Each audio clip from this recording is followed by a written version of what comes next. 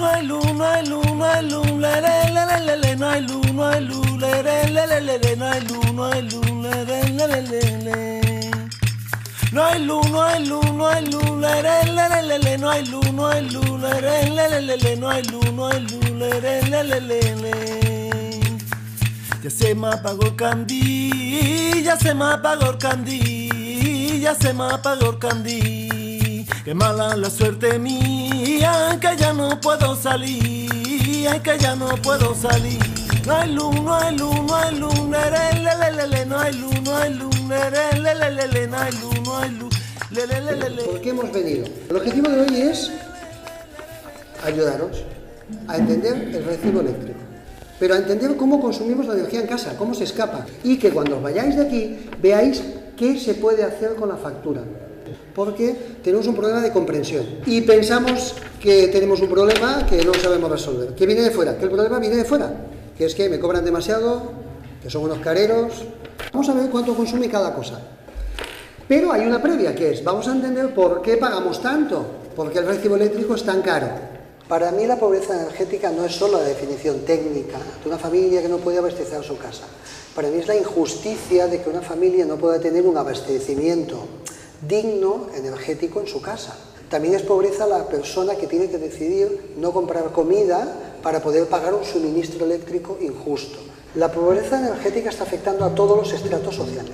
Incluso familias que tenían un nivel de vida alto, de consumo energético y de renta, también les afecta. Están reduciendo drásticamente los consumos porque no pueden asumir un consumo básico en su casa. En España, la pobreza energética afecta ya a 7 millones de personas. Desde que comenzó la crisis, los cortes de luz por impago se han disparado y solo entre Iberdrola y Endesa, el año pasado cortaron la luz a 1 millón de personas. Según la Organización Mundial de la Salud, en España la pobreza energética está detrás de la muerte prematura de más de 7.000 personas cada año.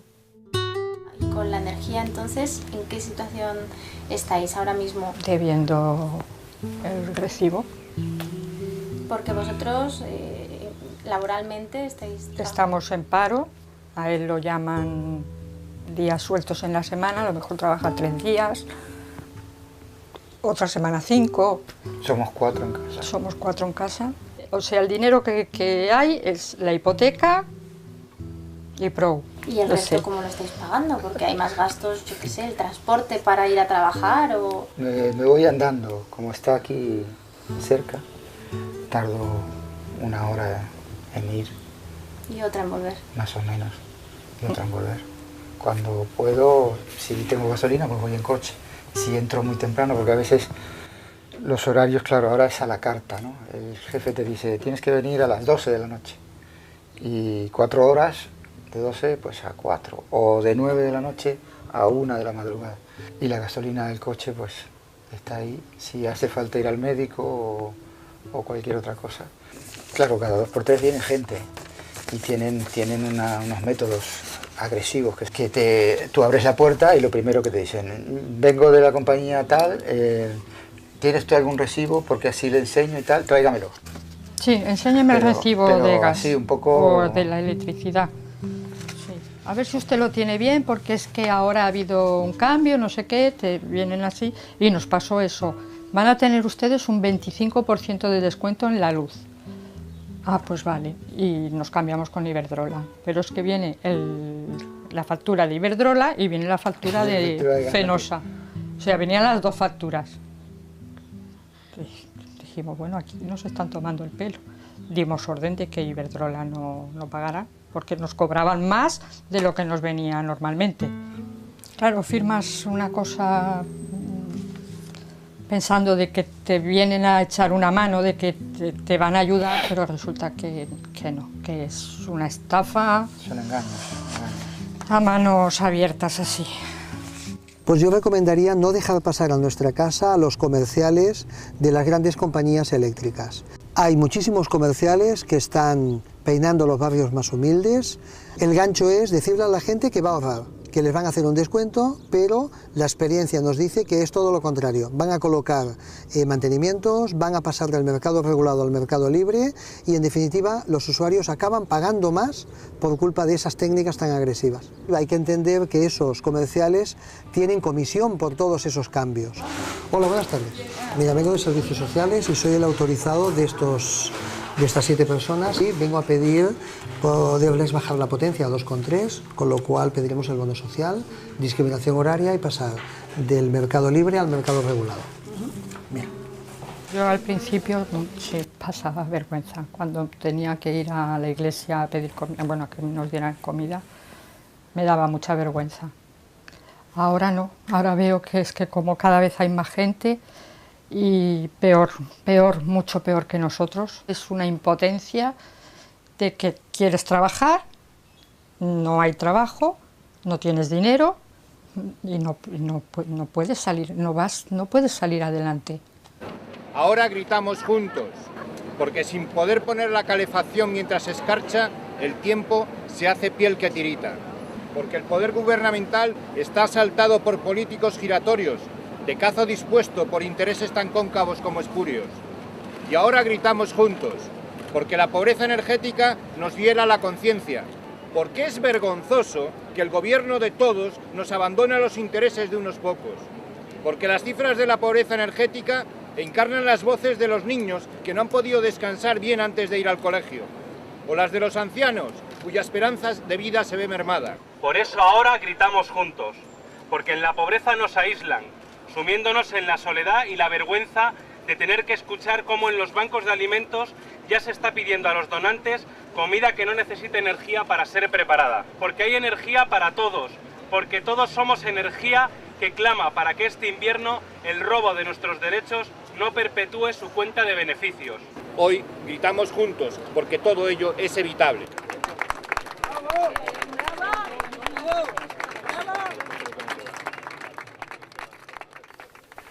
Yo tengo la luz contratada con una empresa privada que roba de forma sistemática a sus clientes porque los gobiernos de este país han legislado para que esto sea posible. José María Aznar terminó de privatizar el sector eléctrico, que ya había comenzado a privatizar González, y no lo hizo por la cara. Explicó con claridad que la gestión privada es más eficiente que la pública y que la libre competencia garantiza que sube la calidad del servicio y bajan los precios. Así, por tanto, era una buena medida porque privatizar el sector eléctrico nos garantizaría una luz más barata. Y efectivamente, en los últimos 10 años, el precio de la luz en España ha subido más de un 70%. Vamos, que Felipe y José María tuvieron una vista del lince. José María Aznar es hoy asesor externo de Endesa y cobra 200.000 euros al año. Puede ser una casualidad perfectamente. Felipe González es asesor de gas natural y cobra también un buen pico al año. La miseria, cuando alcanza ciertas dimensiones, puede tener un efecto mortal. Yo trabajo en la cooperativa Teatro El Barrio y aquí tenemos la luz contratada con Iberdrola y Endesa. Por si acaso vamos a cancelar estos contratos porque no nos gustaría colaborar con ninguna mafia criminal que en última instancia pudieran estar favoreciendo la muerte de personas en España. Mientras se socializan las pérdidas del sector eléctrico, pérdidas tremendas por su mala planificación energética, planificación gasista, la burbuja del gas, asistimos horrorizados al corte de suministro eléctrico y de gas de la ciudadanía vulnerable.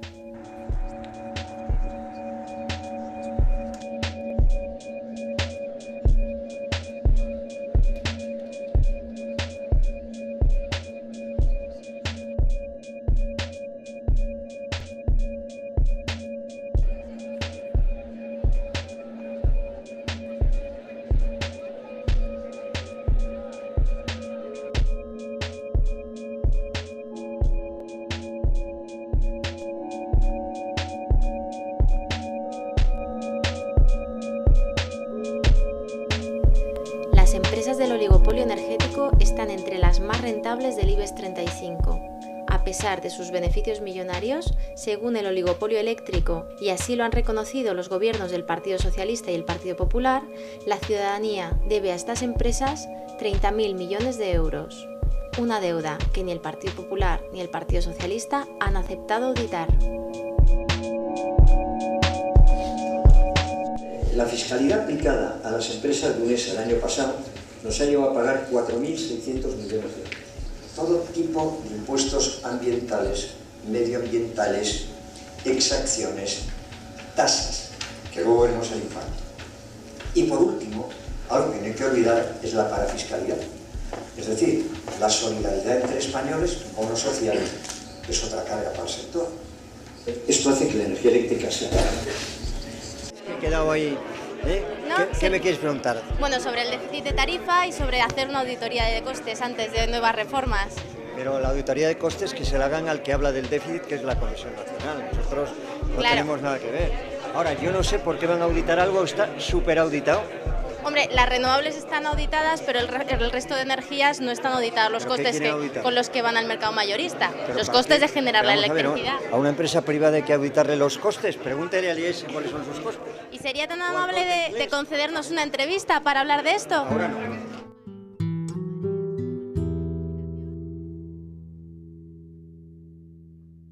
Comparezco en el día de hoy en nombre del Gobierno, señorías, para llevar a cabo la defensa del proyecto de ley del sector eléctrico en relación a las enmiendas a la totalidad que se han planteado. Creo que todos estaremos de acuerdo si decimos que uno de los objetivos esenciales de la reforma debe ser precisamente el reducir el déficit de tarifa, encauzarlo y evitar que en años sucesivos vuelva a suponer la carga que supone, en primer lugar, para los consumidores y también para las compañías eléctricas. En diciembre de 2013, el Gobierno del Partido Popular aprobó la primera reforma del sector eléctrico en 15 años. En ella no había una sola medida para paliar la pobreza energética. Su prioridad, la deuda con las eléctricas. En esta reforma se aprueba una subida del término fijo de la luz de casi el doble, que afecta a todos los consumidores domésticos, pero es un auténtico drama para las familias más vulnerables, que por más que reduzcan su consumo energético, su factura seguirá subiendo. Ustedes nos traen una reforma eléctrica que supone una involución absoluta en todos los ámbitos. Supone la consolidación de un sistema obsoleto que nos hará más vulnerables, que es insostenible económicamente y medioambientalmente y que es injusta y discriminatoria. Con sus medidas, desde que está usted en este Gobierno, ha aumentado el déficit y llevan acumulado un aumento del 11% de la factura eléctrica. Y ante este problema, caída de la demanda, vemos que las eléctricas españolas tienen el doble de beneficios que las empresas eléctricas europeas. Sospechoso, ¿no? Un poco sospechoso. ¿Qué se está haciendo desde aquí para combatir la pobreza energética? Desde el Congreso pues ha habido muchísimas oportunidades de debate. Nosotros ya con el primer informe que hubo de ACA y de Cruz Roja en su momento ya llevamos una proposición no de ley. Luego en la ley del sector eléctrico planteamos la necesidad de que la pobreza energética fuera incluida en una ley del sector eléctrico como un derecho de acceso básico para todos los ciudadanos y no ha habido la aprobación de la mayoría de la Cámara porque el Partido Popular decidió rechazarlas. Nosotros planteábamos pues varias cuestiones. En primer lugar, tratar este tema y el tema energético como un derecho esencial, ¿no? Y por lo tanto que no hubiera exclusiones por motivos económicos o sociales y tratar evidentemente de forma con especial cuidado a aquellos colectivos más vulnerables y sobre todo que se introdujera como una responsabilidad de la sociedad y también de las empresas. Mientras tengamos un modelo donde las empresas suministran este servicio, ellas ganan mucho dinero porque tienen una demanda asegurada. Por lo tanto, ellas tienen que ser también responsables de dar cobertura a aquella gente que no se puede permitir esos costes, ¿no? Combatir la pobreza energética se necesitan tres cosas, ¿no? Uno, unos precios de la luz asequibles. Dos, evidentemente, familias que salgan de la pobreza. Pero hay una cuestión que es fácil, ¿no? Que es fácil, pero aquí está completamente abandonada, que es la apuesta por la eficiencia energética. Y lo que se ha demostrado es que este Gobierno es enemigo del ahorro y de la eficiencia. ¿Por qué? Pues porque, bueno, desde la primera vez que vino el ministro Soria ya a comparecer en comisión y le preguntamos, oiga, ¿qué medidas va a tomar este gobierno para fomentar el ahorro y la eficiencia? Y me dicen, ¿cómo vamos a ahorrar? Si ahora está cayendo la demanda, esto no nos interesa. Yo creo que eso es la expresión precisamente de que es un gobierno que piensa que el interés de las compañías es el interés del conjunto de la sociedad. Yo quería hacer con vosotros una medición de consumos que se escapan cada día. Por ejemplo, quiero que veáis cuánto consume cuando la tele está encendida y cuánto consume cuando la tele está apagada. Es 81 vatios por hora. Por hora, cada hora. Si estamos 10 horas, 800 vatios. 12,5 horas serían 1 kilovatio.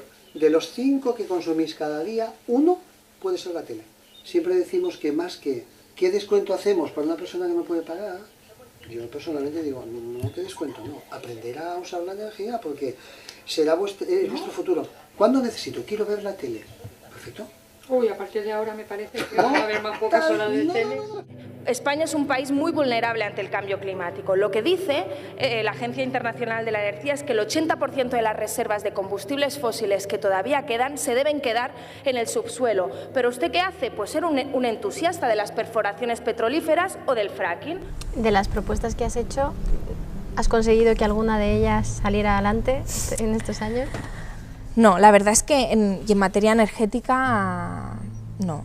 Yo creo que hay una parte del hemiciclo que no, o sea, que no ve lo que pasa en muchísimos barrios, que es la pobreza energética. Cuando hablábamos de pobreza energética, digo, es que no vivimos en el mismo país, o qué sucede, porque no se me puede responder que ya se están haciendo cosas, ¿no? Claro, o sea, cosas se están haciendo siempre, pero cuando tú ves a personas que no pueden encender la estufa en pleno invierno, o que no pueden calentarse lo más mínimo, o que tienen que decidir y tomar decisiones sobre sus derechos básicos, o sea, es de una crueldad responder que bueno, que ya se va a solucionar y que el gobierno está haciendo todo lo que puede, cuando no ha habido ninguna medida en ese sentido, ¿no? Ya se me apagó el candí, ya se me apagó el candí, ya se me apagó el candí. Qué mala es la suerte mía, que ya no puedo salir, que ya no puedo salir.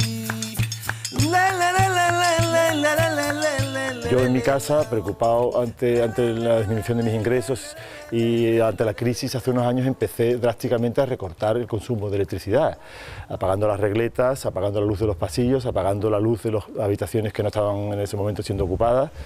Llevo 3 años haciendo sistemáticamente eso. Puedo decir que gasto la mitad de la luz que gastaba hace 3 años, pero que pago el doble. Entonces eso es un atraco, estamos indefensos, eso no tendría que ser permitido, el Estado tendría que defendernos en vez de ser cómplice de eso. Sabemos que tenemos que hacer una transición energética y que en lugar de avanzar damos pasos hacia atrás. Claro, estamos ahora mismo inmersos en una crisis sistémica, ¿no? Que se refleja en una crisis económica, en una crisis social, en una grave crisis ecológica y también en una inquietante crisis institucional. La necesaria transición energética no solo va a cubrir problemas de cara a la crisis ambiental y ecológica, en su mayor punto más culminante es el cambio climático, sino que también se convierte en una posibilidad, en una herramienta que sirve para cambiar el modelo económico y social. Pero nada va a cambiar si una ciudadanía activa no empuja el cambio. ¿Y el problema cuál es? Que la ciudadanía no entiende nada del modelo energético. Se han encargado de hacernos un modelo muy opaco, muy complejo. Lo único que entendemos las personas es lo que nos toca pagar al final de mes de la factura de la luz o de la factura del gas. De ahí que sea fundamental empoderarnos primero en información del modelo energético para no permitir que otros, que además tienen intereses económicos, tomen las decisiones que afectan a nuestra vida cotidiana. Si no gestionamos la energía, se va a ser impagable para todo el mundo. Con lo cual, solo una élite tendrá acceso a la energía, que son los que lo podrán pagar. Pero los demás tenemos que tener el derecho a poder acceder a la energía. Y después, la idea que nos han dado los medios de comunicación de que el cambio climático, que vamos a verlo en 70 años, en 50 años, en 100 años. Claro, si no nos dicen que solo el 20% de los humanos somos los que generamos el cambio climático y que el efecto lo estamos viendo hoy, sino que nos dan esa idea de 50, 30, 70 años, la gente está relajada. Bueno, pues ya nos pondremos las pilas dentro de 69 años, ¿no? Seguimos esperando una solución milagrosa, tecnológica, ¿no? Y mientras otros países, como por ejemplo Francia, que acaba de crear un ministerio de transición energética. El norte de Europa, todo el norte de Europa está invirtiendo en moderar las emisiones de CO2 y crear soluciones para que la gente siga teniendo su energía de manera sostenible, de manera razonable, ¿no? Nuestro modelo de sociedad depende del petróleo de una manera extraordinaria y este recurso se acaba. ¿En qué momento estamos y qué va a suponer que el petróleo vaya a menos? Bien, realmente nos encontramos en un momento de transición energética, eso lo hemos de tener meridianamente claro, es decir, estamos en los estertores de un modelo que ha funcionado durante aproximadamente los últimos 150 años, basado en los hidrocarburos, somos el hombre del hidrocarburo, petróleo, gas y carbón representan más del 80% de la energía que nos entra en el sistema y esto tiene pues una serie de consecuencias negativas sobre el medio ambiente, especialmente por lo que hace al cambio climático, también a nivel de la calidad del aire que respiramos en nuestras ciudades. Dicho esto, el petróleo dentro de los hidrocarburos es algo muy especial. Es algo muy especial porque básicamente representan el 94% de la energía que mueve el transporte. Nos encontramos cautivos de este combustible. Una de las grandes preguntas que tiene planteada la humanidad ahora, de lo que no sabemos, es qué reemplazará al petróleo barato y cuándo, ¿no? Hemos de ser muy conscientes que estamos en un momento de transición, en un momento en que probablemente nada volverá a ser como antes en términos de precios, en términos de el comportamiento de nuestras economías y del medio ambiente. El gobierno español es muy favorable a la extracción de hidrocarburos o a la promoción de la extracción de hidrocarburos aquí. Y esto en contra un poco de la voluntad de la gente de estas regiones que se ha posicionado y que no quiere ni fracking ni prospección. ¿Qué es lo que tú opinas de esto? Pues que es un fenómeno NIMBY, not in my backyard. Si hiciéramos una encuesta a pie de calle y preguntáramos a la gente, ¿es usted favorable al petróleo? Yo estoy seguro que un porcentaje muy elevado de gente me diría que no. Pero en cambio, si le dijera, ¿es usted favorable a la gasolina a precio barato? Me diría que sí, porque la gente no sabe realmente su forma de vida y la gasolina que usa, de dónde sale. Si la gente no entiende que cada vez que llena el depósito de su coche está activando una cadena que va hasta la geopolítica y los acontecimientos más brutales en países remotos, no va a entender realmente la trascendencia de lo que está haciendo. Precedido de una intensa campaña publicitaria, el presidente Repsol acude a Canarias para convencer a los empresarios locales de las bondades de las prospecciones petrolíferas. Esto es progreso, esto es complementariedad. ¿Le ha trasladado el empresariado turístico el malestar por la campaña realizada en prensa por la compañía? No, en absoluto. ¿Y por qué tienen que tener malestar? Bueno, si son fotos muy bonitas. Lo ha manifestado, que es agresiva y ofensiva. Yo creo que no es ofensiva. Nuestra campaña lo que pretende es ser transparente y decir, oiga, ustedes reflexionen que el turismo está en todo el mundo, no solo en las Canarias. El turismo de calidad está en las Canarias y en otros sitios, como Italia, insisto, en donde hay 120 plataformas en el mar, en donde se están haciendo perforaciones continuamente, o en California, etcétera, en donde conviven armónicamente todo. Este es un proyecto muy importante. Si hay barreras jurídicas que no se puede, pues no lo haremos. Pero será una pena para España y sin lugar a dudas una pena para las Canarias. Muchas gracias. Salud. Salud. Bueno, gracias,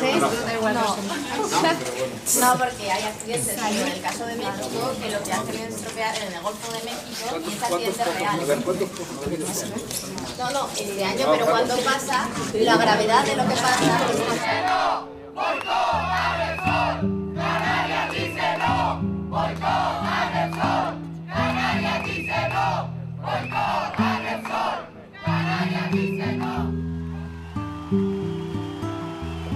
Aquí en Canarias tenemos una posibilidad enorme, inmensa, de generar actividad industrial y de generar empleo solo con las previsiones que hay en el mundo de prospección y de sondeos en materia de hidrocarburos para los próximos 20 años. ¿Está de acuerdo conmigo en que el riesgo cero no existe? 0,00028. Eso es lo que está en la declaración de impacto ambiental. Lo repito, porque es que parece 0,3. El gobierno dio vía libre a las prospecciones basándose en un informe de impacto ambiental que recibió más de 1000 alegaciones que nunca fueron contestadas. El mayor error del informe de Repsol se centra sobre algo fundamental en los estudios de impacto ambiental, es el cálculo del riesgo. Cuando hay un suceso que no se sabe si va a ocurrir, se calcula el riesgo. Y el riesgo se basa en probabilidad y en el daño que va a producir ese posible incidente.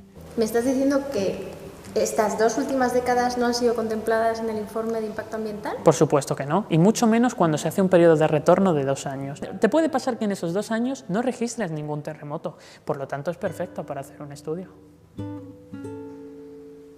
El cálculo de riesgo está mal realizado y disminuido 1 millón de veces. Pasamos del casi 5% a 5 entre 100 millones. 1 millón de veces más peligroso. 1 millón de veces más riesgo. ¿Y cómo puede ser que finalmente haya pasado todos los filtros y este informe de impacto ambiental haya sido dado por bueno? Lo primero que tenemos que plantearnos es que este país se ha tomado siempre a la ligera la normativa ambiental y aquí se ha permitido casi de todo. Pero lo que sí que hay que tomar en consideración era que esto se aprobó con un ministro de Medio Ambiente, Miguel Arias Cañete, que era accionista de una petrolera y con parte de su familia trabajando en el sector petrolífero.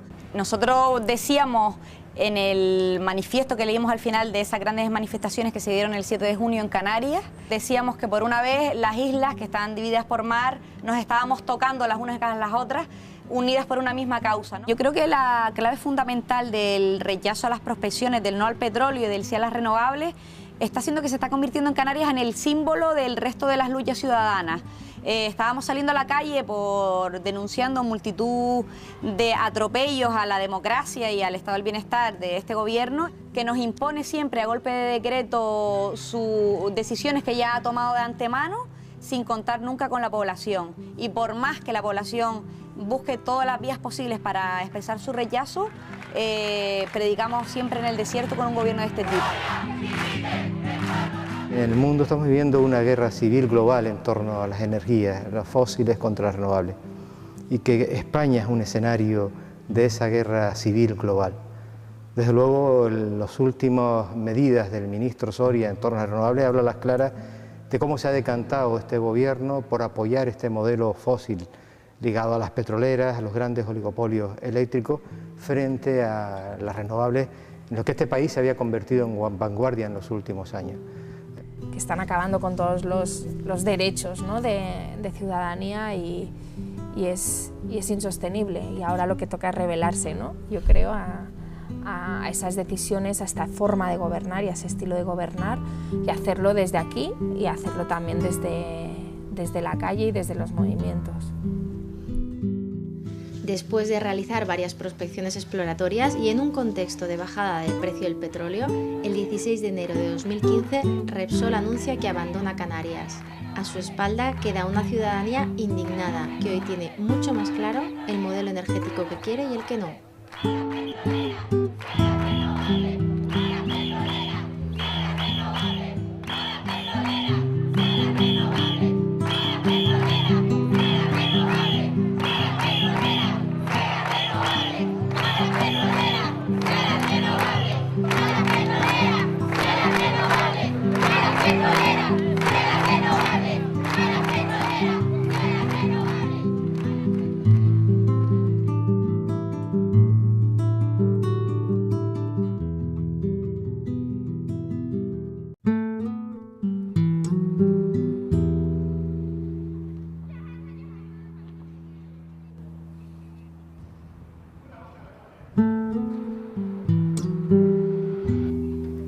Nos acercamos a Vizcaya, una de las provincias con más permisos concedidos para hacer fracking.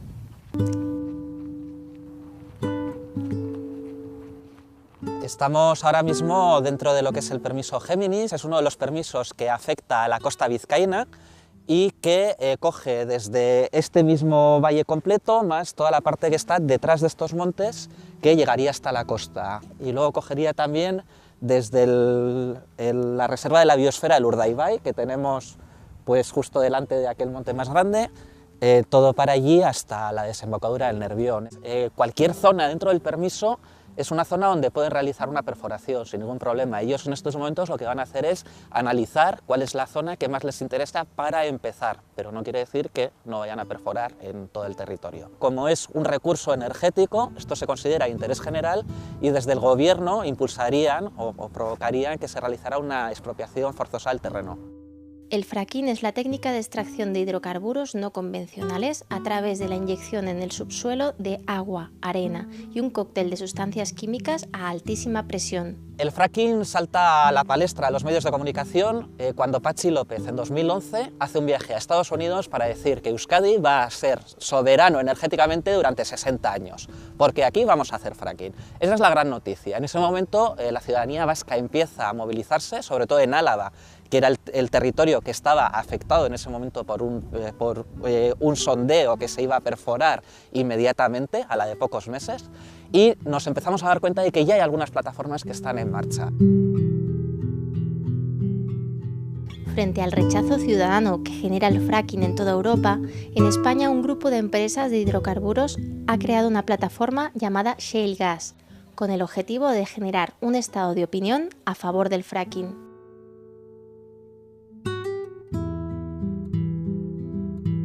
Hay cierto debate sobre si el shale gas realmente encaja en España, ¿no? Con si nosotros ya tenemos las renovables, Bueno, vamos a hacer un poquito de reflexión porque es que encaja perfectamente. Hay 73 permisos de investigación vigentes, 56 solicitados y una cierta parálisis dentro de la administración provocada por la acumulación de trabajo y el efecto social. Me parece muy curioso que digan que es la única manera de desarrollar el territorio cuando aquí estamos viendo un territorio en el que la gente está viviendo, tiene sus negocios y muchos de esos negocios, por ejemplo todo lo que tiene que ver con agricultura y agricultura ecológica, por ejemplo, que es algo que se está fomentando mucho en la zona, quedarían absolutamente invalidados en el momento en el que realizamos una operación de fracking inyectando productos químicos en subsuelo. En Euskadi había un primer pozo que se tendría que haber perforado en 2012, de hecho estaba ya hasta licitada la compra de tubería y demás, pero ese pozo se paralizó por la movilización ciudadana. Prácticamente todo Álava está declarada libre de fracking, Vizcaya, que estamos en estos momentos con esa campaña, pero también Cantabria, Burgos, Asturias, toda esta región está prácticamente declarada libre de fracking. También en Cataluña es uno de los movimientos donde ha habido bastante movimiento en esta línea, pero en general en el resto del Estado también, incluso en lugares que no están afectados por esta tecnología, también está funcionando mucho la solidaridad entre pueblos y hay un montón de municipios declarados libres de fracking. Desde los tribunales se han tumbado esas declaraciones porque las comunidades autónomas no pueden realizar ningún tipo de normativa que imposibilite el desarrollo energético, porque es competencia del Estado. Entonces el Estado puede ordenar que se haga fracking en una comunidad y esta comunidad no puede pararlo de ninguna manera. En estos momentos está todo a nivel de conflicto competencial, pero desde luego es bastante complicado, aunque todas las comunidades han aducido a problemas de salud y a ordenación del territorio, que son competencias exclusivas de las comunidades autónomas, el gobierno ha dicho que sobre la salud de las personas, prevalece el interés energético. En Euskadi lo que hemos hecho ha sido una iniciativa legislativa popular, hemos conseguido más de 100.000 firmas, ha sido la iniciativa que más firmas ha conseguido a nivel autonómico y en estos momentos se está debatiendo en el Parlamento vasco.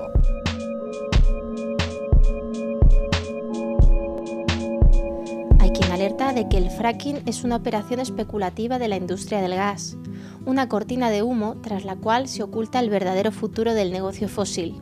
La construcción de un mercado europeo del gas que proporcionará suculentos beneficios no solo a las empresas del oligopolio, sino también a las grandes constructoras y a las entidades financieras que hay detrás. ¿Cómo es el gas que consumimos en España? ¿De dónde viene? Principalmente viene de Argelia, un 54% del gas consumido en España viene de Argelia. Luego tenemos también gas que viene de Nigeria, de Noruega, de Trinidad y Tobago, de Qatar. Y principalmente llega por dos gasoductos, uno desde Marruecos y el otro desde Argelia directamente a a Murcia, a Cartagena. Y luego tenemos pues, puertos repartidos por la costa atlántica y también por el Mediterráneo, puertos como el puerto de Barcelona. ¿Qué pasa si mañana se corta el suministro de gas de Argelia? Pues eso es uno de los caballos de batalla de la Unión Europea. La Unión Europea cifra en 33 días la capacidad que debería tener cada país de aseguramiento del suministro en caso de interrupción de los principales suministradores. Y el Estado español está por debajo de la mitad de esa cifra.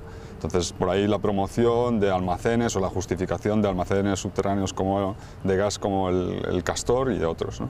Si se corta el suministro de Argelia, pasaría ese mes, gastaríamos este gas y tampoco tiene por qué resolverse el problema. No, si hubiera un corte de suministro total o una interferencia entre las relaciones diplomáticas entre España y Argelia, el problema sería grave. Ese es uno de los problemas de ser altamente dependiente de combustibles fósiles que vienen del exterior. Frente a las costas de Castellón, un almacén de gas saltó a los medios de comunicación tras provocar más de 1000 terremotos. Se trata del proyecto Castor. A pesar de que el proyecto fue paralizado, Florentino Pérez, el dueño de la empresa promotora, ha cobrado una indemnización por parte del Estado de 1.400 millones de euros, que serán más de 4.000 millones con los intereses que generará esta deuda. Deuda que pagaremos todos en la factura del gas durante los próximos 30 años. La lógica es que en los discursos oficiales, a nivel de naciones internacionales, se está imponiendo la idea de que el gas natural debe ser el combustible de transición para esas economías de bajo carbono, esas economías de bajas emisiones, economías más sostenibles, lo que llaman las low carbon economies. Si analizamos la estrategia que hay detrás de la idea de convertir el gas natural como combustible de transición, podemos encontrar muchas incoherencias. El gas natural sigue siendo un combustible fósil y por tanto no renovable, y también tiene su pico, como el pico del petróleo, y se calcula que sería sobre el pico sobre el año 2020. Para la industria gasista se requieren infraestructuras y megainfraestructuras que requieren de grandes inversiones y que esas desplazan las inversiones en energías renovables, por ejemplo. Y esas megainfraestructuras tienen impactos no solo en nuestras poblaciones, sino en las poblaciones del sur global. Y la tercera, y quizás la más importante, es que en esa llamamos falsa transición o en esa idea de construir el gas natural como el combustible de transición, se mantienen en los centros de poder las mismas empresas que estaban en el sector petrolero. Por eso Shell, BP o Exxon tienen sus cotas de negocio en el gas también. En Agüimes, Gran Canaria, llevan 2 décadas enfrentándose a esta industria al tiempo que implantan un modelo renovable. En los años 90 deciden que el gas debe llegar a Canarias, nos lo plantean a nosotros como ayuntamiento porque tenemos un puerto en Arinaga y nos dicen que si es posible instalar una planta de gas ahí. Nosotros desconocemos el tema, le decimos que lo tenemos que estudiar y convocamos con Ben Mahed, un grupo ecologista local, con la Mancomunidad del Sureste, unas jornadas en las que trajimos a expertos internacionales para que nos hablaran de este tema. Desde luego nos advirtieron los expertos que la planta cerca de la población, 500 metros de la población, suponía un enorme riesgo, pero que desde luego lo que se nos vendía de que era un modelo mucho más limpio, de que era prácticamente una renovable más, desde luego eso no tenía razón de ser. Ponemos en marcha una batalla durísima en contra de ese intento de implantar el gas en Canarias. Hemos peleado en los medios de comunicación, en las administraciones, en los tribunales. Ha sido una larga lucha desde los años 90 hasta ahora para impedir ese modelo. Y bueno, presiones de todo tipo, ¿no? Pero fundamentalmente las presiones de las instituciones a la hora de frenar proyectos que nosotros como administración o como mancomunidad queríamos poner en marcha, ¿no? Hemos diseñado una propuesta para el sureste, pero también para Canarias, de un modelo económico alternativo donde las renovables juegan un papel fundamental. Hemos ido construyendo ese modelo con desaladoras, depuradoras, plantas fotovoltaicas, aerogeneradores. Nos parecía que esa era la alternativa y además nos está dando unos resultados extraordinarios. ¿Están pensando en el consumo de gas de aquí de España? O sea, ¿necesitamos estas infraestructuras tan multimillonarias? Bueno, yo creo que aquí quizás el análisis que hay que hacer es en otra escala, ¿no? Y es que hacer un análisis en la escala de la Unión Europea. Y la Unión Europea está intentando construir el mercado único del gas, que quiere decir tener todos los países bien interconectados y a la vez que se está intentando no depender tanto del gas, de la importación del gas ruso. De hecho, España sería la entrada del gas para la Unión Europea y se cifra pues, en alrededor de un 10% del gas que podría entrar por España, que podría sustituir al gas ruso. Pero estas infraestructuras que se están construyendo con dinero de aquí, ¿no? En algunos casos sí, en otros son a través de bancos europeos como el Banco Europeo de Inversiones, pero sí, en muchos casos es dinero público o si no es con contratos, como es el caso del Castor, con cláusulas abusivas que hacen que al final la responsabilidad pase siempre a la esfera pública. A nivel europeo, la gran coalición en la que se encuentran el Partido Popular y el Partido Socialista Español están apostando por una unión energética fósil, es decir, que se basa sobre todo en las mega infraestructuras e interconexiones de gas y electricidad. Al mismo tiempo, la gran coalición está negociando de forma opaca el TTIP, es decir, el Tratado de Libre Comercio entre la Unión Europea y Estados Unidos. Esto significa concretamente, por ejemplo, un tribunal de arbitraje privado que dé aún más poder a las multinacionales contra los estados, en este caso al oligopolio energético, tanto en Europa como en Estados Unidos. Hay una campaña de apoyo y de fomento del gas y nos lo venden como una tecnología absolutamente limpia. De ahí que sea muy importante entender que hay alternativas al gas. ¿Cuántos de vosotros estáis 20 minutos en una ducha?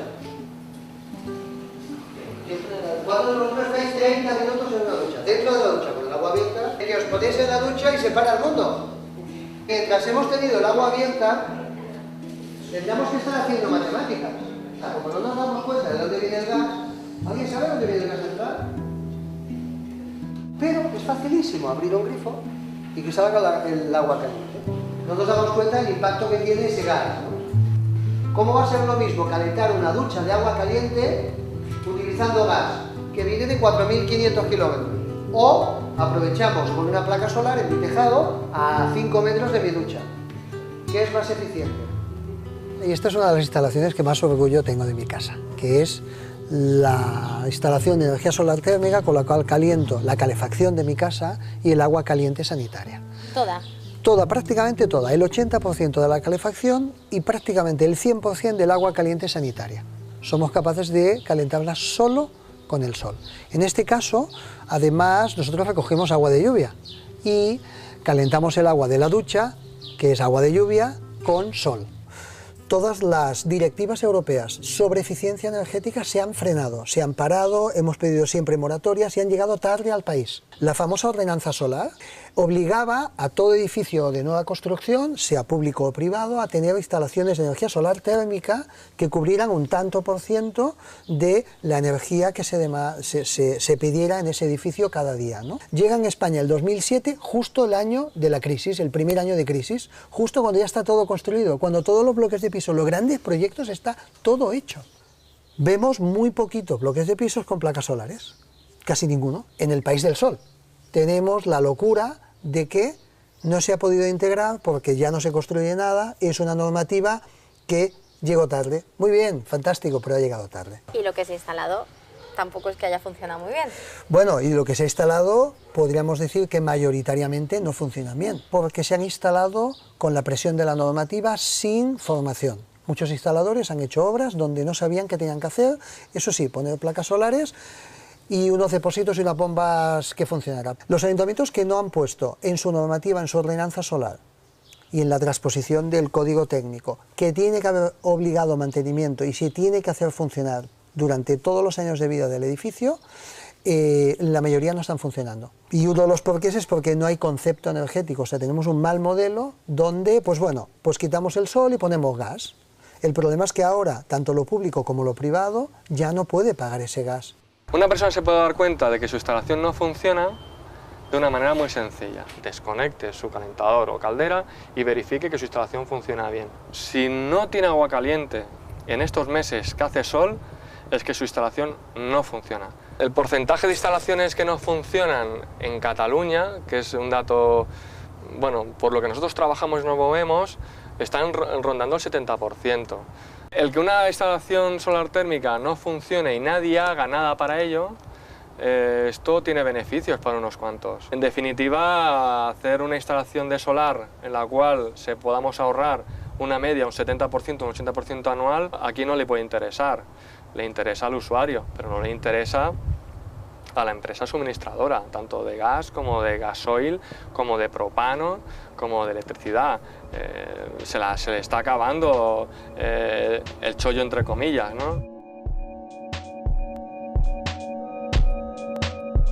¿Cómo es posible que tengamos la tercera electricidad más cara de la Unión Europea, le debamos 30.000 millones de euros a las eléctricas, haya bajado la demanda muchísimo con la crisis y ellas sigan teniendo beneficios multimillonarios como antes de la crisis? Ciertamente no se puede explicar que no hay una situación en cualquier mercado que funcione razonablemente bien, en una situación donde se vende menos producto de lo que se vendía hace años, se mantengan los beneficios, ¿no? Y además se haya hecho a costa de subir los precios a los consumidores finales, ¿no?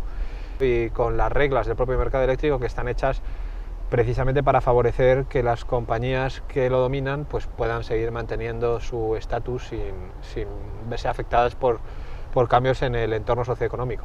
Tenemos un parque de generación de electricidad que es el doble que hace 10 años y esto igual tiene que ver con estos 30.000 millones que debemos, ¿no? Sin duda, es uno de los grandes problemas que tiene el sector eléctrico español.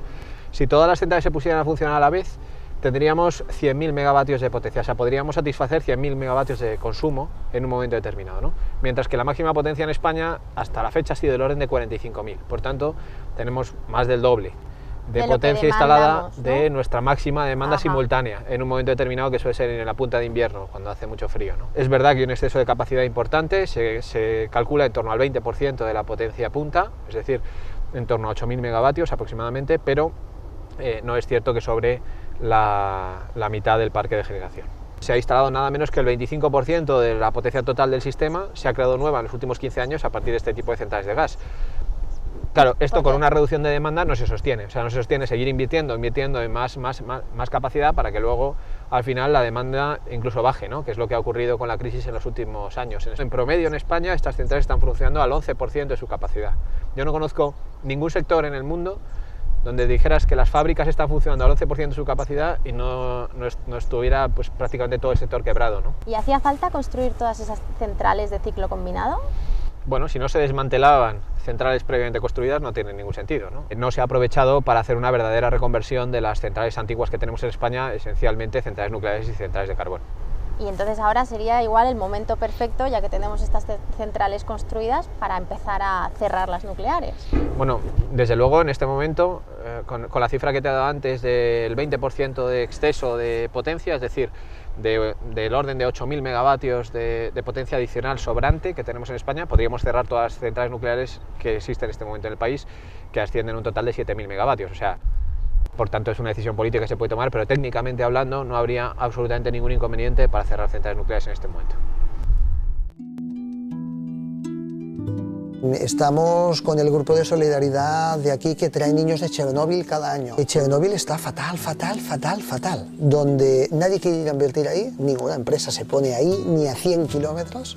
La gente sigue viviendo. No están a 5 kilómetros, están a 50, es igual. Pero nadie quiere ir a vivir ahí. Les envían un paquetito de comida limpia, que eso hay que pillarlo, comida limpia para Chernóbil, o sea, para los niños que viven ahí. Y la gente, lo que hay es, como no hay trabajo, paro 100%, no, la gente tiene que comer, plantan huertos, comida contaminada, porque tienen que comer. Y entonces se está generando, pues lo que genera una zona donde nadie trabaja, que es alcoholismo, malos tratos, problemas sociales brutales, donde las relaciones son muy duras. Entonces, los niños están contaminados por radiación. Vienen aquí, se les hace un chequeo cuando llegan, están unos 35 40 días y un chequeo cuando marchan. Y se demuestra que bajan sus niveles de radiación en sangre, en saliva. Lo más duro es un niño que viene durante 1, 2, 3, 5 veranos y hay un verano que no viene. Entonces preguntas, te dicen, ¿está en hospital? O directamente ha tenido un cáncer y no llega al verano.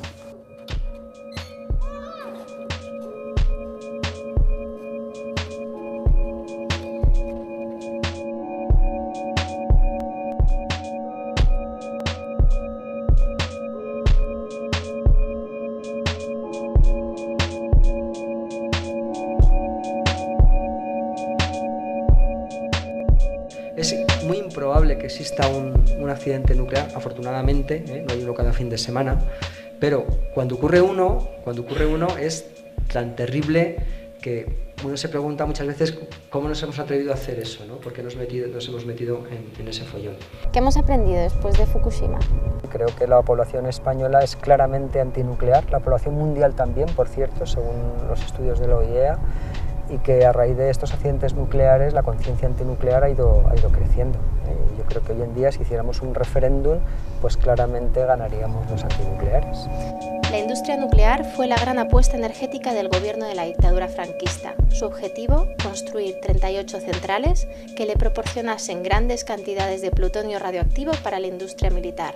Solo se construyeron 10 centrales, de las cuales hoy quedan 8 en funcionamiento y están en manos principalmente de Endesa e Iberdrola.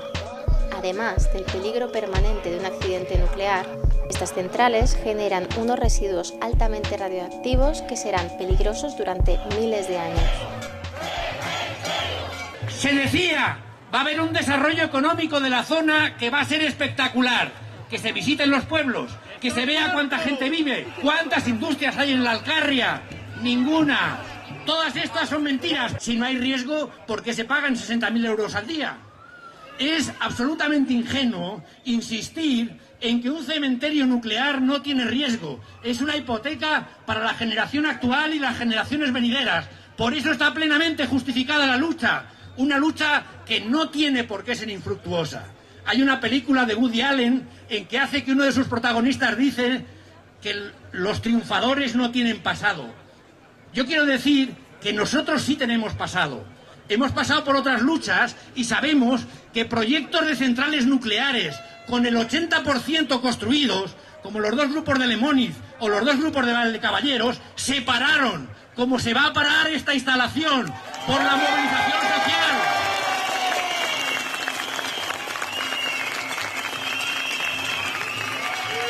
No hay espacio para el desánimo, no hay espacio para la desilusión.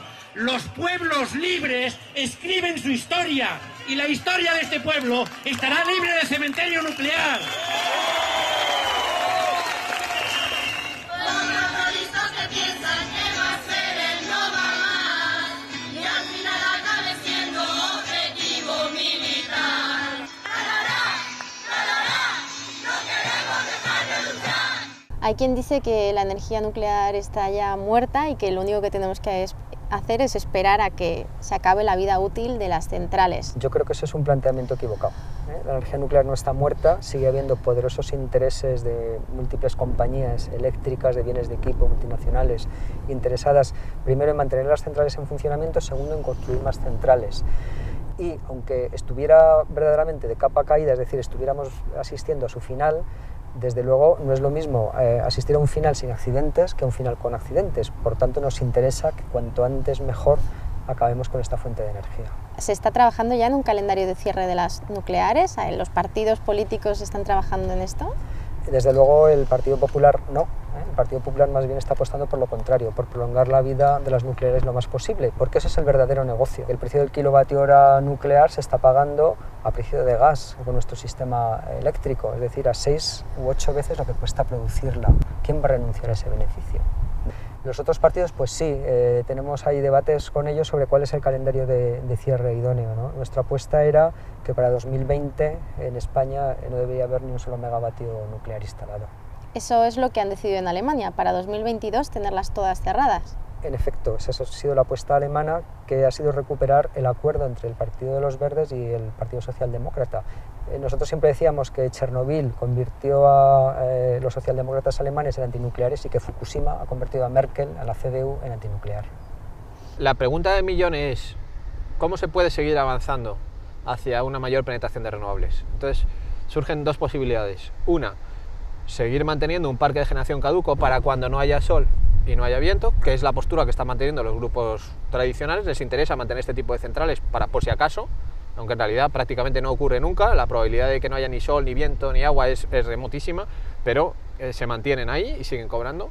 Y otra es utilizar las renovables, que sí que son gestionables, y ahí la hidráulica juega un papel fundamental. Es la tecnología más flexible de todas, a la hora de adaptarse a la demanda, ¿no? El problema del sector eléctrico es que la demanda y la oferta tienen que sincronizarse en tiempo real.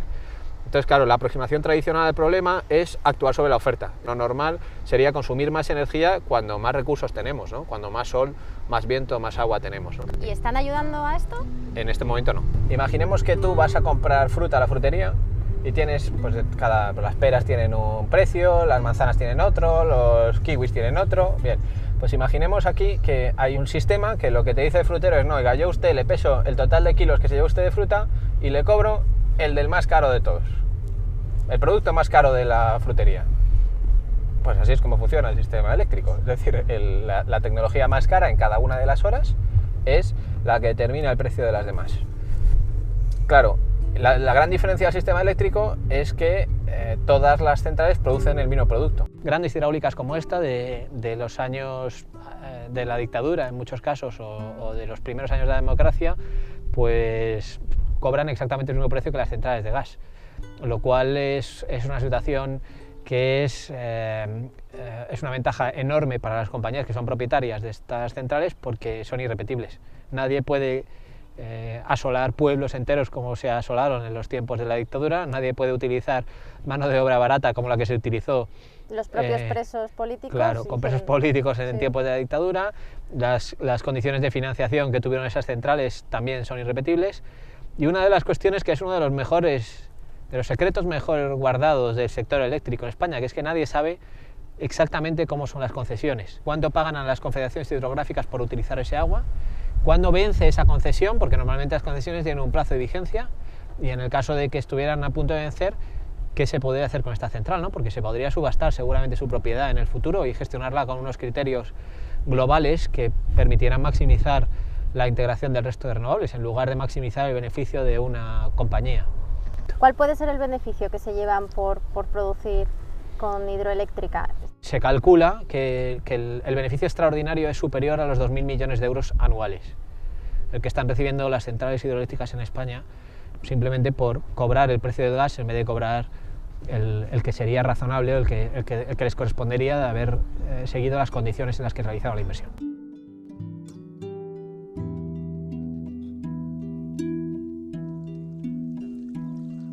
Necesitamos recuperar la política energética del Estado español. Es decir, no vale todo. No vale un MIS que esté capturado por los intereses de las grandes corporaciones que nos lo van a vender con la nuclear, con el gas, y nos lo van a vender también con la quema de combustibles fósiles. El problema principal que ha tenido la fotovoltaica en España es que está en manos de más de 50.000 inversores, y esto ha molestado mucho. A mí me han llegado a decir en algunos organismos que si nos creíamos que cualquiera podía ser inversor en el tema de energía eléctrica, ¿no? Y la respuesta es, de eso se trataba precisamente.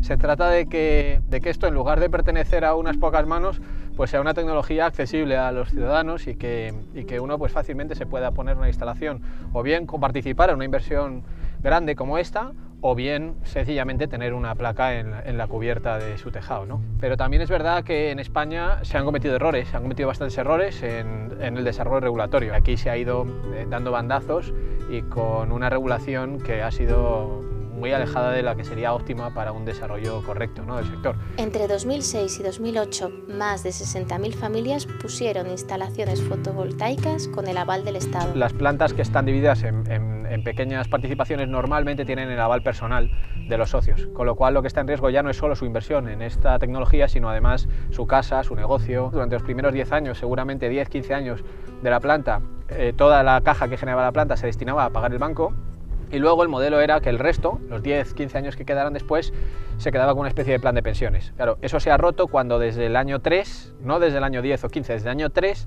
se empiezan a aplicar recortes retroactivos. Entonces, claro, el primer recorte retroactivo a lo mejor hay alguna gente que lo puede superar, pero ya el segundo, el tercero, el cuarto, el quinto, que ya llevamos más de 5 recortes retroactivos, pues al final acaba siendo un tsunami para la mayoría de inversores. Y efectivamente a los primeros que se lleva por delante son a esos, ¿no?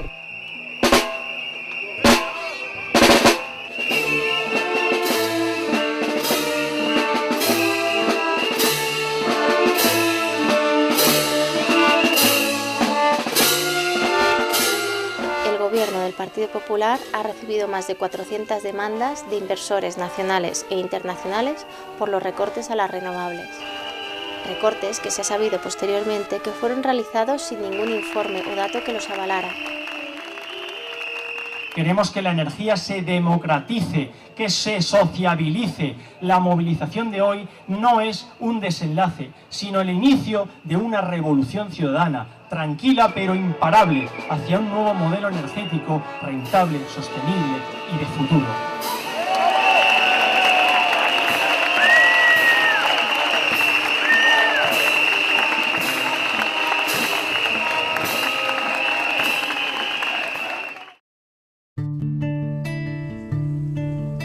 Viajamos a Dinamarca, país que se ha propuesto ser 100% renovable en 2050. A diferencia de España, aquí la transición energética es un objetivo de Estado, compartido por los distintos gobiernos independientemente de su signo político. En Copenhague, el 45% de la población utiliza la bicicleta para sus desplazamientos diarios. Frente a las costas de Copenhague, la cooperativa Middelgrunden creó en su momento el que fuera el mayor parque eólico marino del mundo. The basic idea behind using wind was originated in 1973-74, where we have the first oil crisis with a high price of oil, and there was a special embargo on oil for a period, also an even longer embargo for Denmark. That created the psychology behind wind, because at that time we were 99% dependent on oil, and so we really have to do something about it for energy security point of view. We started with a small project in 1996 called Lynetten Wind Farm, where we have 7 turbines, 600 kilowatt each. 4 of them are owned by 900 people in a cooperative, and the other 3 is owned originally by Copenhagen Energy System. When we finalized that project, we then decided to go for a much larger project out in the sea called Middelgrunden, which at that time was the largest offshore project in the world, with 20 turbines in total, 40 megawatt in size. Esta cooperativa produce el 3% de la electricidad de la capital y evita la emisión de 81.000 toneladas de CO2 cada año. En Dinamarca, como en gran parte de Europa, se ha promovido el uso de sistemas de calefacción centralizados, conocidos como district heating, una forma de generar calor para el consumo doméstico mucho más eficiente y económica que las calderas individuales. Visitamos la planta de district heating Jagerpris, propiedad de una cooperativa sin ánimo de lucro que abastece a 1.300 hogares. In Denmark, we are about 460 small plants. The solar plant produces about 16% of the production per year. You can also see the solar heat available just now. Viajamos a Samsø, la primera isla del mundo en producir el calor y la electricidad que utilizan sus habitantes de fuentes 100% renovables.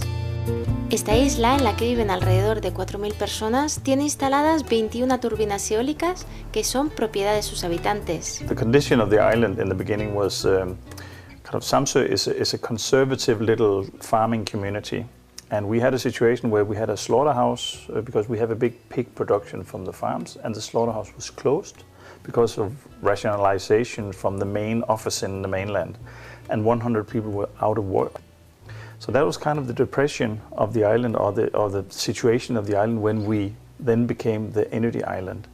So we had 100 people who wanted a new job, and maybe renewable energy and the whole energy project could provide some new jobs.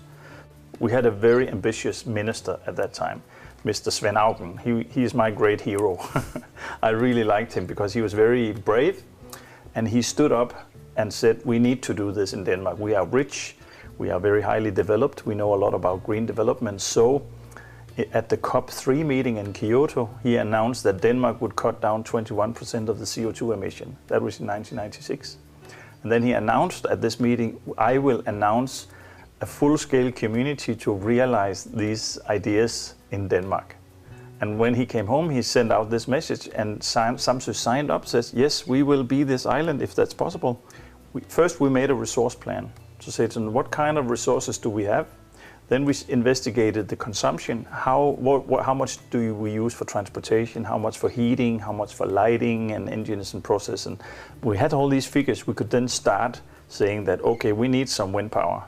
We need 11 big megawatt wind turbines to produce this. How do we organize it? We need 4 or 5 district heating plants that will serve all the little villages and keep them in, and so on and so on. We try to kind of make one project at a time. Instead of having the big overall project, we kind of divided it in small projects and said to people, you are maybe interested in this project and somebody else is interested in another project.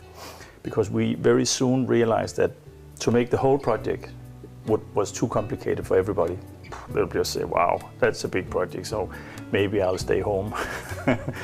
It was all based on local finances. We were not given a lot of money from the government. We should find the money locally, and we should also find them via the savings in new projects. So instead of using expensive oil, we should then start producing our own energy and cut the cost of imported fuel. And this money saved could then be reinvested in new projects. La isla de Samsø intercambia electricidad con la península. Cuando tienen excedentes de producción, los vierten a la red y por la noche o en invierno, cuando necesitan esta electricidad, la toman de forma gratuita. We have a long tradition for cooperative ownership. We have reconstructed the co-op ownership, and now it's working on sustainability instead of farming. And sustainability is also farming. That's including farming, and it's a very good tool to engage and involve people, and we secure them also legally that they are part of the ownership and the structure. I think that's a strong message of this project, that sustainability also has something to do with how you organize, how you invite your neighbor to be part of the process. We can see it with the windmills, especially the windmills, because many places you see private installations of windmills and people hate them. If you own it together, if it's yours, then it looks better. And it sounds better, and it's a much better idea because you're part of the ownership. And I think this is where we want to be at. This is the change is there because you want it. It's not because somebody else wanted it. Even good things can be rejected by people because they don't really understand why. So we have to change the why to how and include people in the process. But Samsø has changed in a way that is now interesting also from people from outside, from international visitors, from presidents from America and prime ministers from Japan. They'll come here and see what we have done here. So we have changed the position from being one of many rural problems to be one of the many rural solutions. And it's a much better situation to be a positive story than to be a negative story. And I think sustainability has proven that it is a job-creating effort. It is a social kind of network thing, and it's also making you kind of part of the transition everybody is looking for. Alemania se ha convertido en líder mundial de producción de electricidad con energía solar gracias a una ley de fomento de las renovables pionera que promueve que personas privadas, ayuntamientos, asociaciones o cooperativas produzcan electricidad renovable.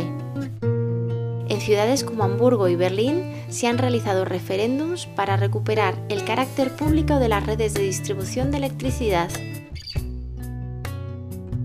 The remunicipalization of the energy supply, a more ecological, more social energy supply for our city, and this was just the idea of 3 small organizations just to push a bit in that direction. However, at the election day we found out that it comes different.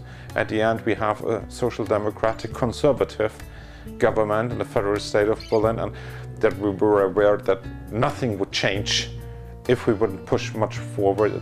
We want to have the energy grid back from Vattenfall, and we want to establish an energy utility, public owned, public run, in the way that it carries out our ideas of a social, ecological and democratic energy supply. We have lost the referendum by missing 21,000 yes votes, but we have reached a lot, and we can reach within this year again something. Those public utilities are not for sure automatically the better ones than the private. Only a strong public control, a public ownership of citizens can ensure this. More than 50% of the installed renewable power plants are owned by the people and not by companies.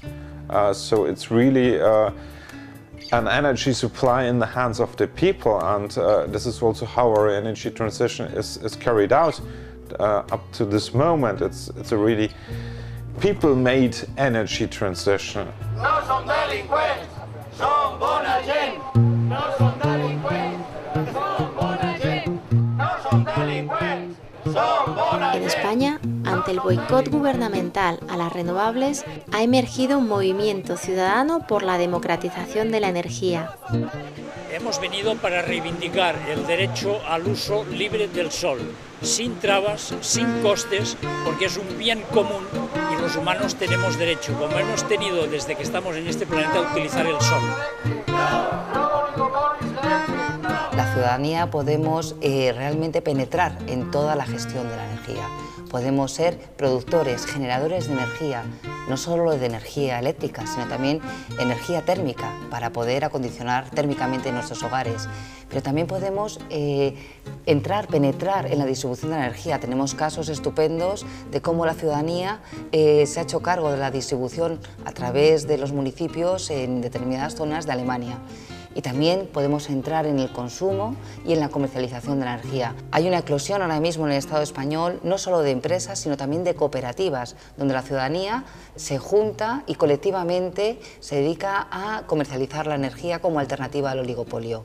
Somenergia es una cooperativa de producción y comercialización de energía renovable y lo más importante es, bueno, es sin ánimo de lucro y todo lo que no conseguimos con proyectos de energía renovable lo obtenemos con certificados de origen. Una de las cosas que más me motiva de estar en el proyecto de Somenergia es el poder decidir, ¿no? Esa participación que existe real, ¿no?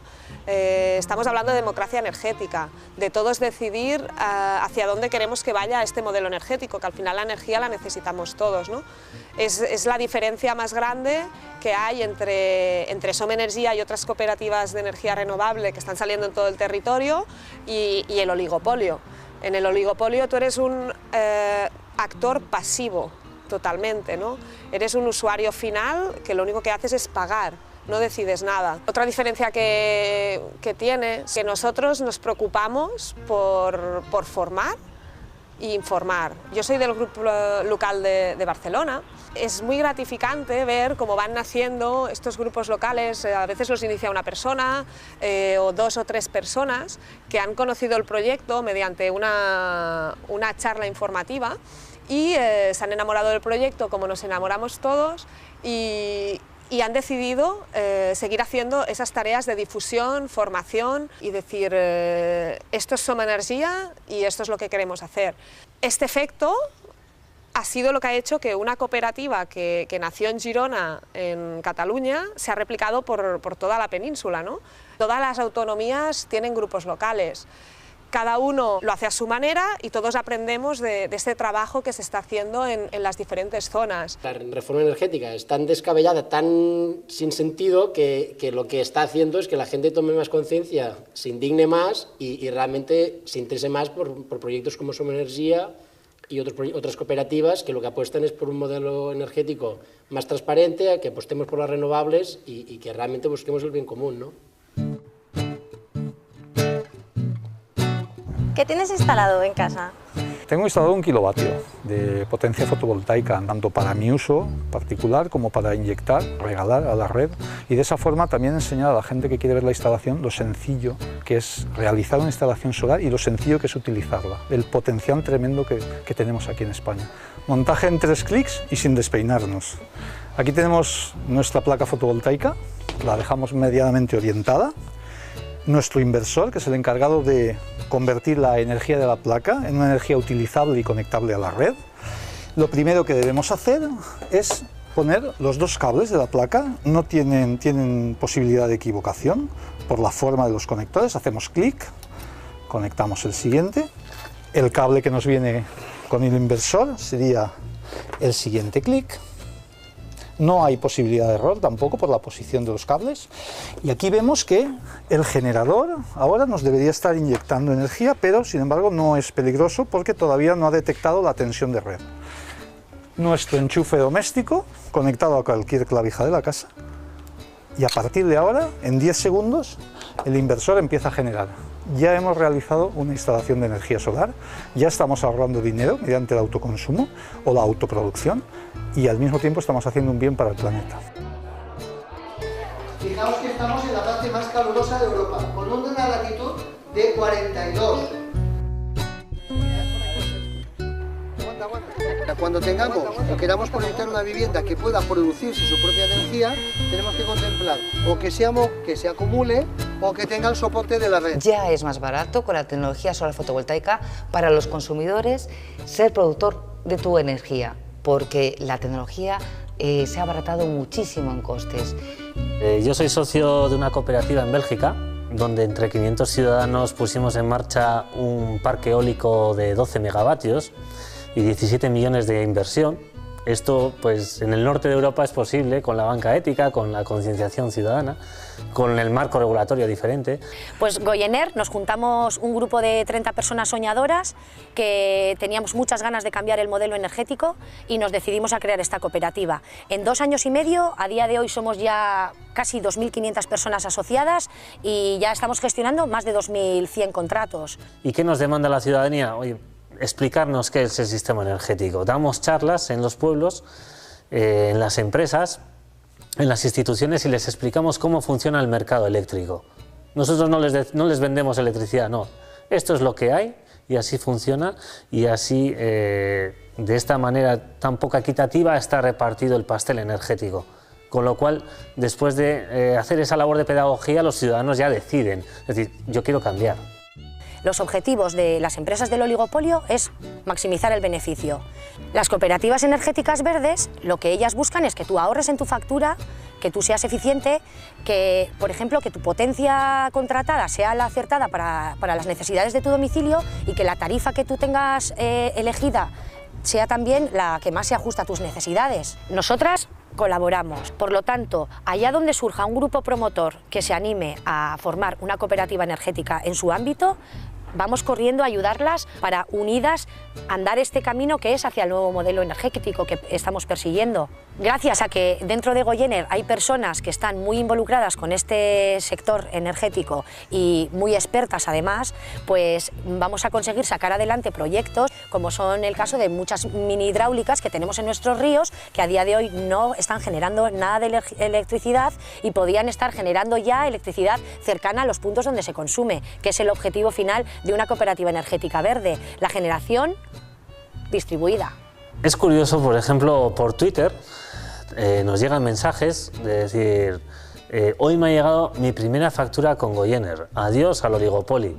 Realmente hay gente que le hace ilusión saber que en un porcentaje pequeño, pero en un porcentaje está contribuyendo a un nuevo modelo de gestión energética, que es a través de una empresa sin ánimo de lucro, una empresa local, que son personas cercanas las que están tirando de ese carro y que ellos son parte de ese proyecto, ¿no? Con un pequeño granito de arena que aportan, pero se sienten partícipes, con lo cual es bonito ver que la gente es feliz recibiendo una factura y cobrándoles la luz.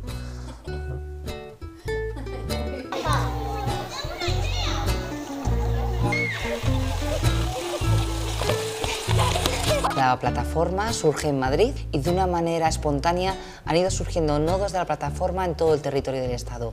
Canarias, Andalucía, Valencia, Castilla-La Mancha, Castilla-León, Euskadi. Es la conjunción, el trabajo conjunto de más de 330 organizaciones y miles de ciudadanos trabajando activamente por la necesaria transición energética. En 2 años y medio tenemos un nivel de acción jurídica, política, mediática y de concienciación ciudadana que hace que sea un vehículo que está arrastrando cada vez a más personas. ¿Qué es lo importante de unirse? Que se produce la sinergia y la sinergia eleva la acción de nivel. Hemos conseguido interponer 5 denuncias en la Comisión Europea por los incumplimientos de las directivas de eficiencia energética y de energías renovables. También hemos puesto aquí en el Estado 2 denuncias en la Fiscalía Especial contra la Corrupción por los políticos giratorios, estas puertas giratorias que hacen que políticos que una vez hayan acabado sus responsabilidades de gobierno salten con sueldos millonarios en sillones de las energéticas. La Plataforma por un Nuevo Modelo Energético puso hace un año y medio una denuncia porque las energéticas, las eléctricas en concreto, habían cobrado por el concepto de costes de transición de la competencia 3.400 millones de euros de más. La extinta Comisión Nacional de la Energía le dijo en el año 2008 al Gobierno que debería de refacturar este dinero que había cobrado de más las eléctricas a los consumidores. Que efectivamente había derecho a exigir esa devolución y que además se tenía que producir en un plazo determinado, y además un borrador de orden ministerial, señal de que alguien en el Ministerio de Industria llegó a redactar una norma para exigir esa devolución. Por tanto, alguien tuvo que tomar una decisión de que las eléctricas no devolvieran ese dinero. Estamos ante unas grandes estafas de este país, cometida a 2 manos por el gobierno del Partido Socialista en su momento y por el Partido Popular en el... Los 47 millones que tiene Bárcenas en Suiza, estos son 70 veces Bárcenas. Hemos visto 2 gobiernos, del Partido Socialista y después del Partido Popular, que han decidido perdonarle las deudas a quienes más tienen, perdonarle las deudas a los privilegiados. Y reclamamos justicia, que se clarifique todo y que se devuelva el dinero a los ciudadanos. 3.400 millones de euros. Yo creo que estamos tan habituados a estas cifras escandalosas que no ponemos todos los ceros en nuestra cabeza. Somos los cobradores del frac de la sociedad española. Venimos a cobrar los 3.400 millones de euros que el PSOE y el Partido Popular han perdonado a UNESA. La banda de mangantes y chorizos debería de empezar a justificar a los españoles por qué recortan sus derechos y sin embargo engrosan sus espurios intereses. Por favor, una pregunta. No, que no toca hoy. ¿Van a devolver los 3.400 billones a la ciudadanía?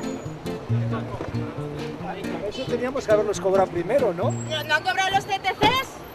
¡Estafa de las eléctricas! 3.400 millones. ¡La estafa de las eléctricas! Si a nivel estatal no conseguimos recuperarlos, sin lugar a dudas, donde los vamos a conseguir recuperar para la ciudadanía en su conjunto es en la Unión Europea. Los 2 vectores que tenemos que aprender son eficiencia energética y el segundo es cuánta energía podemos producir. Yo hablo con mucha gente que tiene antenas parabólicas en su tejado y me dicen que no pueden poner placas solares en su tejado. Y pienso, ¿por qué? No, es que los vecinos, es que el bloque de pisos... Sí, pero tenéis 10 antenas parabólicas en el tejado y no ha habido ningún problema.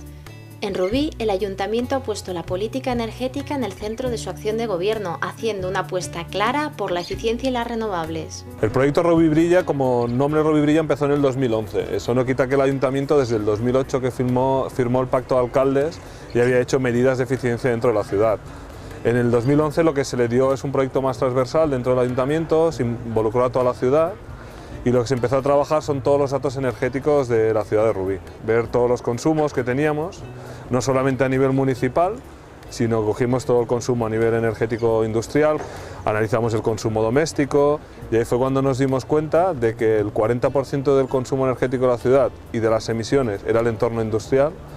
Entonces empezamos primero con el sector industrial y paralelamente dijimos, si no predicamos con el ejemplo, es difícil que nos hagan caso. Entonces empezamos a trabajar también con medidas de eficiencia dentro del ayuntamiento. A nivel de ayuntamiento, con datos objetivos, se ha reducido más de un 20% el consumo energético de edificios municipales y de puntos de iluminación, que eso supone que el Ayuntamiento de Rubí o los ciudadanos de Rubí hayan dejado de pagar más de 1,5 millones de euros en estos 4 años. Yo creo que hay que replicar Rubí Brilla porque lo más sencillo, si lo hemos hecho nosotros, lo puede hacer cualquiera. Somos gente normal que trabajamos en un ayuntamiento y en España hay 8.000 municipios como Rubí, ¿no?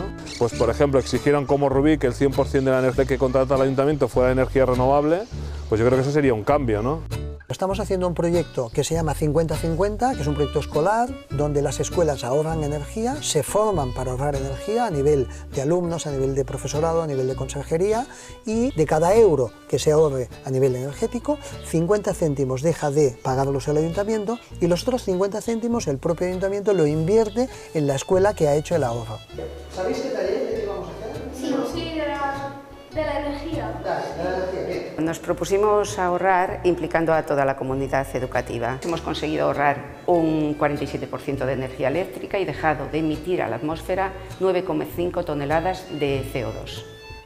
Son proyectos donde los alumnos se hacen cargo de la gestión energética del centro, o sea, aprenden a medir consumos en la propia aula. Si sumamos los fluorescentes por las horas de funcionamiento y los días, nos dice al cabo de un año la energía que hemos consumido y el coste.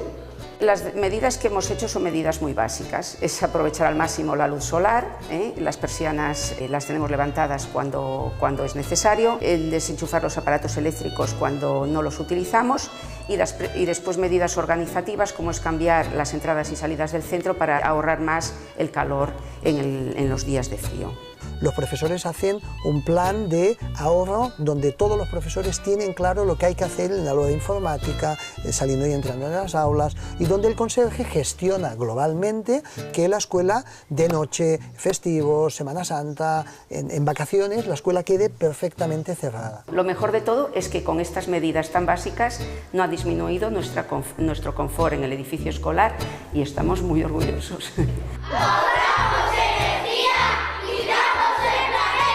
Ganan los chicos, gana la familia, gana el medio ambiente, gana la energía, o sea, es un proyecto muy interesante.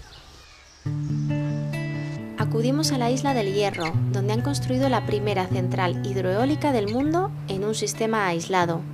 Una central que pretende suministrar toda la electricidad de la isla con renovables. La central hidroeólica del Hierro consta de un parque eólico, que es el principal elemento y el que vierte la energía a la red. Como esa energía es fluctuante y varía, lo que hemos hecho es combinarlo con un sistema hidráulico. Cuando tenemos más producción que demanda, aprovechamos esa energía sobrante para bombear el agua desde este depósito inferior al superior. El agua se quedaría allí acumulada como si fuera una pila y cuando el viento desciende y necesitamos producción eléctrica para abastecer la demanda de la población, lo que hacemos es dejar caer el agua otra vez y a través de la estación de turbinas generamos la electricidad que nos falta. Que el Hierro fuese una isla autónoma con renovables es un sueño que ha tardado más de 30 años en ver la luz. Nosotros apostamos por la sostenibilidad, aprobamos un plan de desarrollo sostenible, pero también incluimos aquí la energía, el agua, el transporte. Todas estas cosas no pueden estar en manos de una venta de aquel que quiere especular con servicios esenciales. A nivel mundial hay que romper esa hegemonía que tiene el sector privado sobre las fuentes de energía. Gorona del Viento es propiedad del Cabildo de la isla, de Endesa y del Instituto Tecnológico de Canarias. Que la gestión de esta central continúe siendo pública está en manos de los gobernantes del Cabildo, que en cualquier momento pueden privatizar su gestión. ¿Cómo se sintió el día de la inauguración?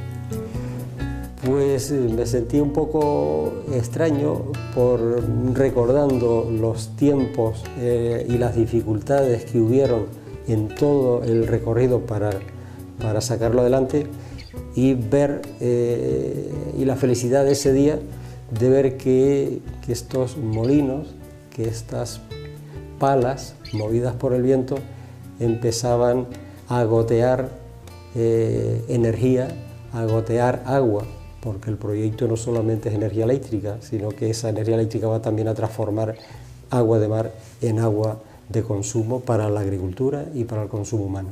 En algún sitio pues tuve la oportunidad también, sin que me viera nadie, de derramar alguna lágrima.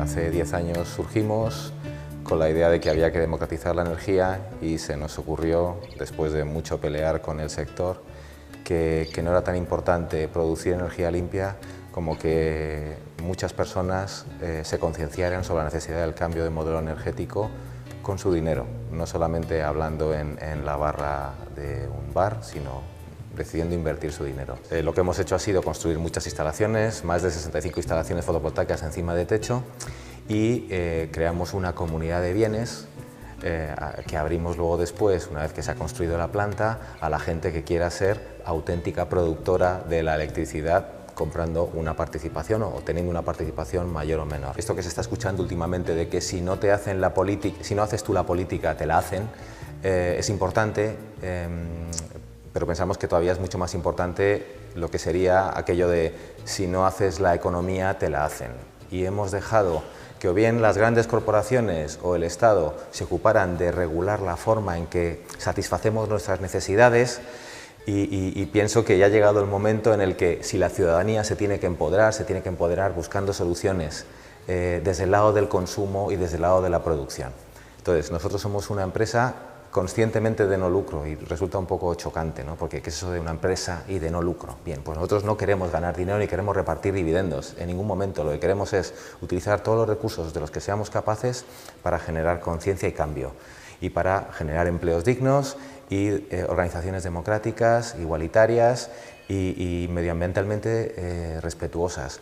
Si al final la gente se decanta por organizaciones de este perfil, está transformando desde nuestro punto de vista más que si vota un determinado partido político. Y sobre todo, ningún partido político va a ser capaz de cambiar las cosas si detrás no hay una ciudadanía que se ha empoderado en el ámbito de la economía.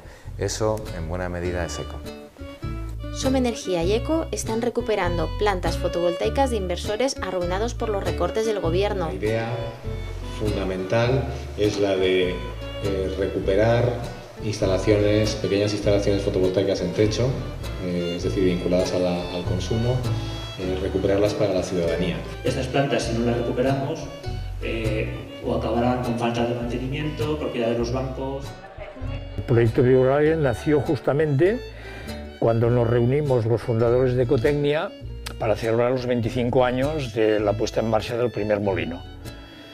Y así hablando, pues qué podíamos hacer y qué podíamos dejar de hacer, pues surge la idea, pues ¿por qué no hacemos, ahora que son grandes, pues un molino de propiedad compartida, siguiendo los ejemplos de lo que pasa en otros países de Europa, no inventando nada? Y nos lanzamos en ello.